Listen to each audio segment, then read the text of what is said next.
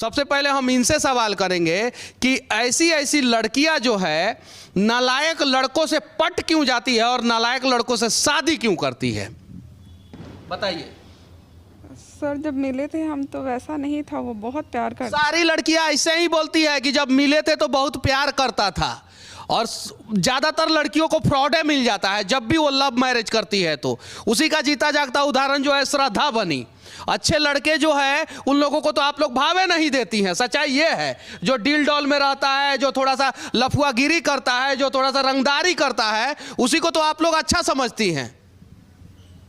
Sir जिस दिन हमारी लास्ट बात हुई सर, उस दिन भी वो मतलब ये था कि बहुत प्यार से। कितना साल पहले आप शादी की थी? 6 साल सर। कितना साल से उस लड़के को जानती थी? 8 साल से जान रही। यानी 2 साल में आप ये नहीं समझ पाई कि वो लड़का जो है जिंदगी भर आपके साथ रह पाएगा कि नहीं रह पाएगा। जरा सोचिए। जी सर। अब क्या बोलता है लड़का? जब बात हुई थी मेरी लास्ट तो उसने बोला था कि मैं उसको भी रखूंगा, तुमको भी रखूंगा। मैं इसके अगेंस्ट हुई, जिसके वजह से अभी बातचीत बंद हो गया है सर। मतलब दोनों को रखने के लिए बोल रहा है? जी सर। अच्छा, जिस लड़की से शादी वो लड़का कर रहा है उस लड़की के परिवार वालों को इस बात की जानकारी है कि नहीं? जी सर, मैं घर जाके फ़ोन करके फ़ोटो भेज के रिकॉर्डिंग भेज के सब कुछ बताई सर, लेकिन वो कह रहे हैं कि तुम झूठ बोल रही हो, ऐसा नहीं है। अच्छा, रिकॉर्डिंग में क्या बोलता है वो लड़का आपको? कि मैं उससे शादी कर रहा हूँ, सो माँ बाप का मजबूरी है और पैसा का बात है।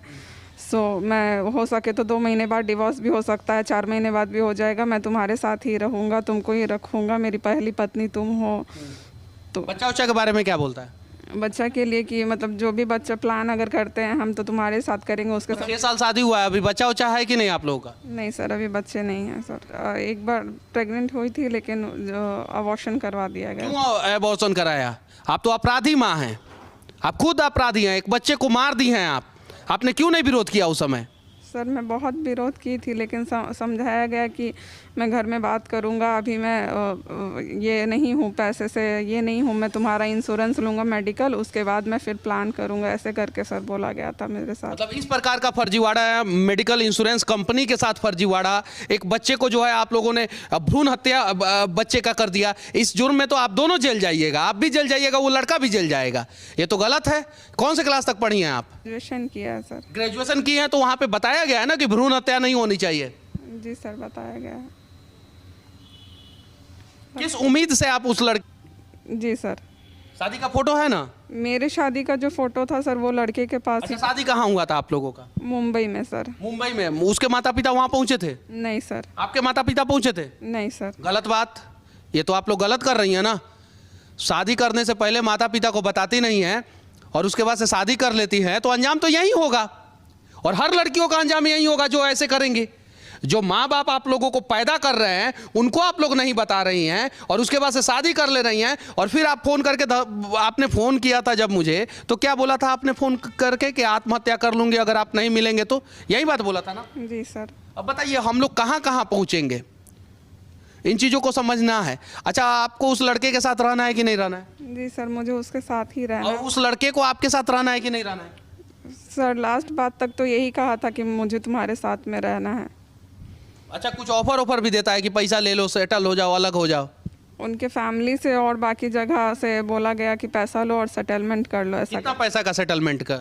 सर पैसा का तो नहीं बताया कितना, लेकिन बोला गया कि घर और गाड़ी और पैसा दूंगा मैं और दिलवा दूंगी मैं। 1-2 लोग और हैं जो बता रही थी कि वो देने के लिए तैयार है और तुम ले लो। अच्छा, लड़का करता क्या है? लड़का अपने बाप का ही बिजनेस देखता है सर। अच्छा, क्या बिजनेस है लड़के का? ईंट का भट्ठा है और 2-3 मकान है जो रेंट वेंट पे लगता है सर। ईंट का भट्ठा है। जब शादी आप की थी तो आपको पता था कि उसके परिवार वाले शादी से खुश नहीं है, तो क्यों कर लिया आपने शादी? सर लड़के का कहना ये था कि मैं तो तुम थोड़ा सा ये मैनेज करो, मैं घर पे संभाल लूँगा, बता दूंगा। और बीच में जब भी उस समय तो बड़ा मज़ा आता होगा आपको, उसके माता पिता का पगड़ी नीचा हुआ होगा जब आपने लव मैरिज किया। ऐसा मत कीजिए आप लोग, कोई भी लड़की हो या लड़का हो, अगर लड़के के परिवार वाले भी तैयार नहीं है ना तो लड़की को शादी उस लड़के से नहीं करना चाहिए, और लड़की के परिवार वाले भी तैयार नहीं है ना तो लड़कों को भी लड़की से शादी नहीं करना चाहिए। सर ऐसा नहीं था, उसने बोला कि मैं मना लूँगा और इसीलिए मैंने कभी क्यों नहीं मनाया आप लोगों ने? शादी से पहले क्यों नहीं मनाया? मनाना चाहिए ना। अब तो पूरा दोनों परिवार बर्बाद होगा आप दोनों की नादानी की वजह से। जी सर। धमकी वमकी भी देता है लोग आप लोगों को? सर लड़की के जो पिताजी हैं जिनके घर शादी लगी है वो धमकी दे रहे हैं कि पटना में रहना है कि नहीं रहना है, और कह रहे हैं कि एक हाथ में पेन रखते हैं तो दूसरे में बंदूक भी हम रखते हैं। मैं उनकी बच्ची के लिए बताने जा रही हूँ तो उल्टा वो मुझे ही धमका रहे हैं कि ऐसा कर दूंगा वैसा कर दूंगा। अच्छा, महिला आयोग में हेल्पलाइन में कहीं गई थी आप?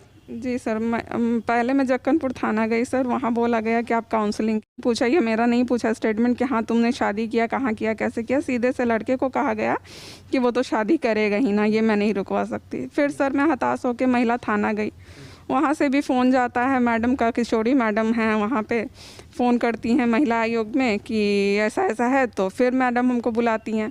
फिर काउंसलिंग का डेट जिस दिन था उस दिन मैं जाती हूँ सर, और बोला जाता है कि वेट करो लड़का आ रहा है, जो कि सर मैं वेट करती हूँ, फिर बोल के निकलती हूँ कि मैं आ रही हूँ। और बाहर कुछ लोग खड़े थे जो देख रहे थे लड़का आया कि नहीं, लेकिन सर काउंसलिंग के दिन लड़का नहीं आया, लड़की की बड़ी बहन आई और मुझे झूठ बोला गया कि लड़का आया हुआ है। और आपने FIR किया है कि नहीं लड़के पे? जी सर, मैंने FIR किया है। लड़का पे कौन सा धारा लगवाया आपने? सर मारपीट का है सर, और 313 करके कोई धारा है सर, और एक दो है सर। बताइए धारा का नाम बताइए। एक सेकंड सर। एक 376 होगा, 376 होगा, नॉर्मली यही धारा लगता है, और उसमें जो है लड़के को फंसाया जाता है, इसी धारा से फंसाया जाता है। ये बात सही है, लेकिन जो भी लड़का इस लड़की के साथ गलत किया है वो भी उतना ही अपराधी है जितना ये है, और दोनों लोगों को सजा होना चाहिए। लेकिन लड़की बेचारी जाए तो जाए कहाँ जाए। एक कहानी आप लोगों ने सुन लिया, अब दूसरी कहानी मैं इस लड़की का सुनाने जा रहा हूँ।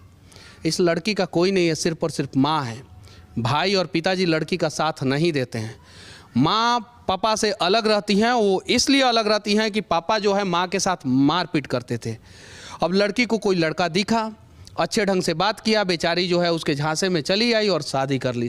यही कहानी है ना? जी सर, यही कहानी है। यही कहानी है। इनके माँ के साथ भी गलत हुआ। अभी बेचारी जाए तो जाए कहाँ जाए। तो कहीं नहीं तो कहीं जो है ऐसे लोगों के साथ हमें खड़ा होना चाहिए, ये बात सत्य है। लेकिन ऐसे लोगों की गलतियों से हमें सीखना भी चाहिए।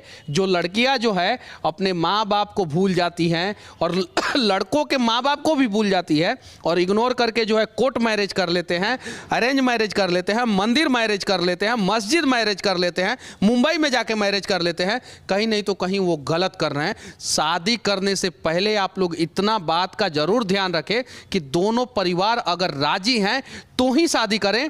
अगर लड़की और लड़का में से किसी एक का परिवार राजी नहीं है तो शादी ना करें, वरना अंजाम यही होगा।